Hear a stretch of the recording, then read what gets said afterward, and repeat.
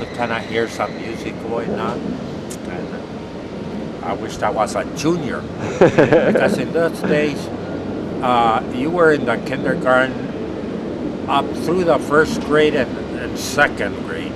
Then from the third grade on, you went to the junior building, and then the junior building, and they had the seniors on the north side, juniors on the south side, and so that's how you got out of the old kindergarten or primary building. It was that building that you're talking about, the kindergarten building? Is that building is still here? Is that huge building down? No, that was built by Dr. Quimby. The kindergarten building was on this side of it. Let's walk down there and see if we can see right there. That building there was the old girls' building. You probably remember that. I don't remember that. But well, okay. It was a 3-story building, and that's where the media center is now. Yeah, if you include the basement, it was 3 stories, right? And do you remember when they had that 10, 12-foot driveway around the school building? Yes.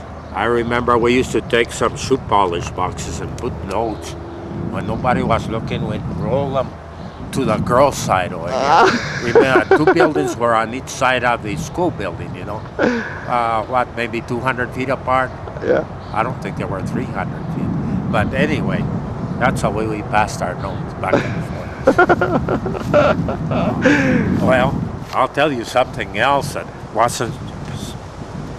it didn't go on much, but people talked about it. You know that there used to be tunnels. Yeah. Now most of the buildings have their own heating plants. Yeah. But before, they used to get their heat from here for the whole campus. And the main tunnel went underneath the kitchen and over there to the west side of the auditorium. And from there, they had tunnels going north and south to the girls' building and then to the primary building. And on the north side, it went to the junior building and then to the teacher's cottage over there underground. I don't know if they're still using those tunnels. They probably are using this one here. But if you go underneath the west porch of the auditorium, that's where they had the main tunnel. So the boys and girls building were connected by tunnel. and they were open at the basement. And the story goes, you know, that once in a while somebody would crawl underneath and visit, you know. I don't know how true that is. I never did because there were too many spiders in the tunnels, spider webs. But the tunnel went underneath here, and I don't know. That has its own heating building, doesn't it? That is correct. So they don't use the steam from the boilers now for that? They do not. They use it just for this building, maybe. I think so. Yeah. And maybe yes, and maybe education. Building. Yeah, they still have the rest of the buildings are self-sustained. That is correct. Heat-wise, yeah. But there is still a tunnel from education to the auditorium. Yeah. And I think there's still one from education over toward what is now the administration. What was the old infirmary when you came. Yeah, they probably still use the old steam radiators. I know that they use it for communications. They use those same tunnels to hold the phone lines and the computer lines and all of those things too. Yeah. Well, anyway, those were the tunnels back then. This building right here used to have some chimneys on top. You've probably seen them in the pictures. And Mr. Small used to run his radio antenna from there to the tower. He had a terrific shortwave antenna. And so during the war, he used to let the soldiers from town talk to their kids in the Philippines, you know. And the thing is that when he was on radio, he put out so much wattage, you could not listen to a talking book. His voice would come into the talking book, and any radio that was on, I guess, just got him. That's how much power he was putting out in the shortwave. Anyway, and you know that Mr. Small, we used to have a maintenance guy, Graviel, and he used to swear that he was up at Clotcroft with the FBI one evening, and they heard Mr. Small during the war talking to the Germans, and I guess telling them about the base and whatnot. But he was kind of accused of spying there, and I think that's what got him removed. Now, I talked to his son many years later, and when I was working in Albuquerque, and he said that it was politics, at the government, but I think that the truth is that they thought he was spying for the Germans, so they got rid of him. But he was a good guy.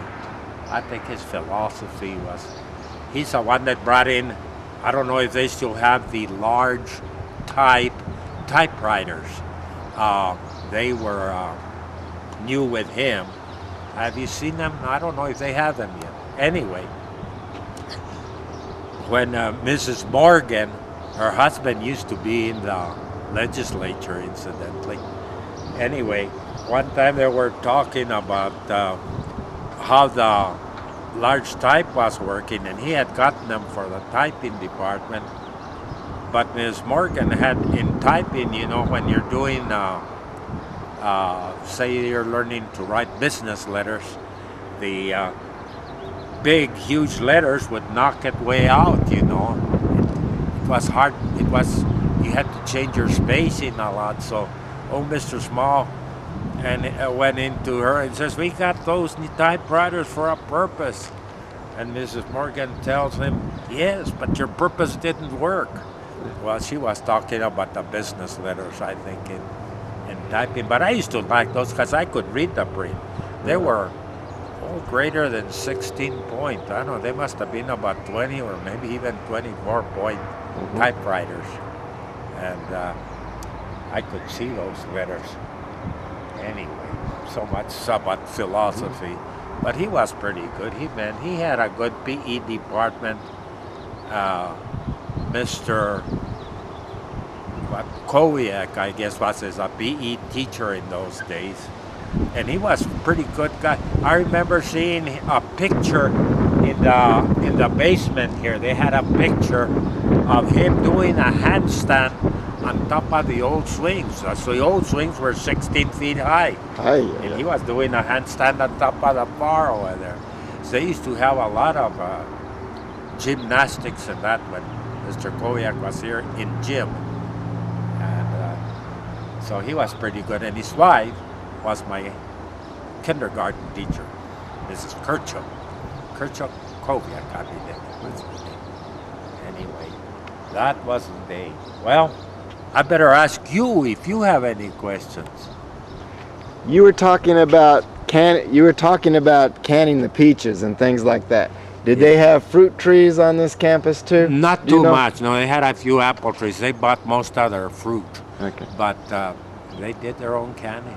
But I remember the matron, they used to call her, and she was in charge of the kitchen and the maids and all the cooking and everything. I remember her one time saying that I think that summer they had canned 1,200 quarts of peaches. That's amazing. So they probably canned other things too. But they made their own cheese also from the milk in the summer when it wasn't being used. They made, I don't know how many 100 pounds of cheese. Very good cheese. It was a yellow cheese. And because I remember one time they used to have a box about yay long, so high and so wide. And they took the box that they used to put the milk in to heat it or something to the shop to be redone. But it was very good cheese that they made. So they had they did their own baking and their dairy, the meat. Did the students help a lot? Did the students help a lot in the dairy and with the cattle and not at all. and the Not fields? in those days. I understand that around Joe's time, they used to go and help in the. So that would be a little bit later. Dairy. A little bit later.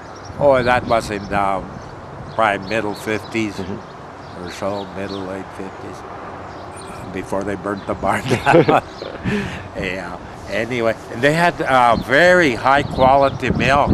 I think that I heard that it. How do they measure milk? So many bacteria per so much, you know. And we had a very high rating in our dairy. Very well run dairy, I guess, or very clean. But I remember seeing them in a little cart coming in with 5 or 6. Well, there must have been what, about 15, 20 gallon cans that they'd bring every evening that they would milk. They had one cow that used to give 103 pounds of milk. That's amazing. That's good for any cow. In fact, it's not good because I think she probably later on, I think she might have gotten sick from what do they call it when the udder. It's too big. I forget what it's called, but they used to measure, I guess, every cow, and that one had the record of 103. But can you imagine? I cannot. I'm almost sure that's correct. Yeah. But she must have given 4 times 8 is 32, and they milk them morning and evening. Gosh, can you imagine? She must have had an udder really big to give that many pounds, because a gallon's about 8 pounds, and that's about 12, 8 times 12, 8 or 9 gallons of milk. It's possible. I know I used to milk cows at home, and usually they were around, the bucket was either a 2-gallon bucket or close to 3, depending on the cow. But that's, we milked them once a day. That's very different from milking them twice a day and giving 103 pounds of milk. And I guess they made their own butter too. Were there any? I'm pretty sure they did, but I don't know that for a fact. I just figure that we did, because we had butter all the time. It was just in front of us every meal. Great. Yeah. Were there any big changes from the time you were a student here and when you came back as a teacher? Some.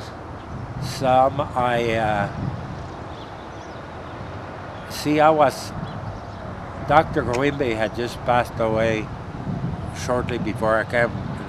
Mr. Sneed had been on, I don't know how long. When did Mr. I don't remember. I do not 61 know. or 2? That sounds about right. And I came in 65, and with Sneed.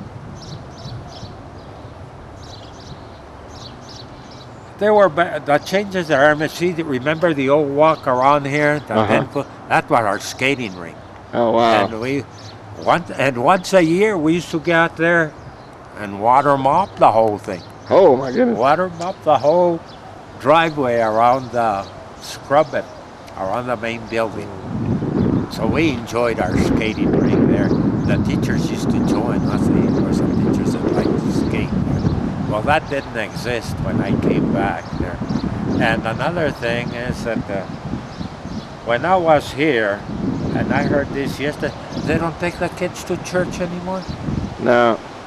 If a parent asks for that to happen, or if a student asks to go to church, then yes, they go to church. But we don't insist that they go to church.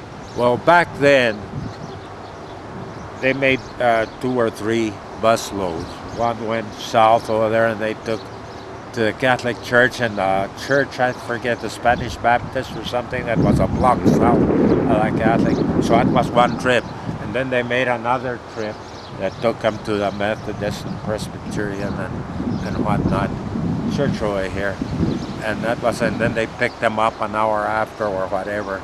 So I'm sorry to hear